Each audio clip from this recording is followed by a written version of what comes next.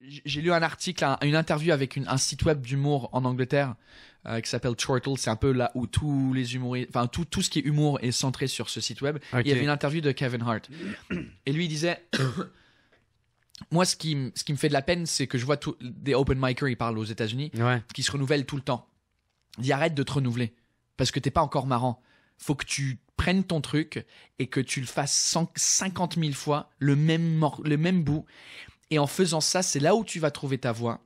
Et une fois que tu as trouvé ta voix, là, tu peux écrire tout ce que tu veux de nouveau, parce que tout ce qui va rentrer, ça va passer par le filtre de ton personnage. Mais si t'as pas encore trouvé ton personnage, c'est juste, ouais, l'autre jour, j'étais au IGA et j'ai remarqué que ils vendent pas du thé Tetley's, ils vendent du thé, tu sais, et donc en fait, tu juste racontes des trucs avec, techniquement, tu écris des blagues, ça peut être marrant, mais une fois que tu as trouvé ton personnage, là, tout passe par un filtre. C'est comme le truc de ça. Et donc, j'adhère plus à cette mentalité-là. Donc, mais moi, mon problème, c'est que comme j'habite en France, je suis tombé en fait, j'ai peur de tomber dans le trou de pas se renouveler. Parce qu'en France, les gens, ils se renouvellent pas vraiment. Il y a un mec qui a fait son one-man show pendant 9 ans.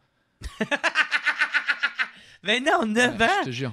Et puis, c'est pas le seul, il y en a plusieurs. Puis genre, il continue à vendre des billets, puis il n'y a pas...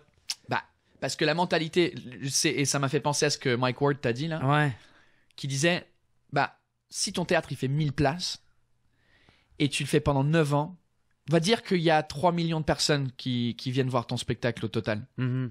La France, ça fait 70 millions. Donc, lui, sa mentalité, c'est que moi, je peux continuer à jouer mon spectacle, et je vais jamais atteindre. Il y aura toujours quelqu'un de nouveau dans le spectacle. Et en France aussi, le problème, c'est que c'est tellement facile de gagner sa vie en faisant ça que ça devient un confort. Et quand ça devient confortable et tu gagnes bien ta vie en faisant ton show 3 fois par semaine et que t'as pas besoin de te renouveler, pourquoi tu vas te renouveler artistiquement si t'as pas besoin, entre guillemets. Donc c'est vraiment les vrais qui c'est là que tu vois la différence entre un vrai humoriste puis ceux qui font soit ça pour le cash ou le fame. Et ici, je trouve que vous avez la même mentalité qu'en Angleterre, aux États-Unis, c'est tu te renouvelles, t'es obligé parce que tu te renouvelles. Peu importe s'ils étaient juste 3000 à regarder mon spectacle, je m'en fous parce que ces 3000 là. Mais moi, c'est un besoin, tu sais. Il faut que j'en écris d'autres. Parce que quand j'ai écrit v'là 2 ans, c'est le Jared de v'là 2 ans. Et là, je suis Jared d'aujourd'hui. Fait que faut que j'ai besoin d'écrire. Puis je me tanne rapidement d'une blague, là, tu sais. C'est genre. Ça.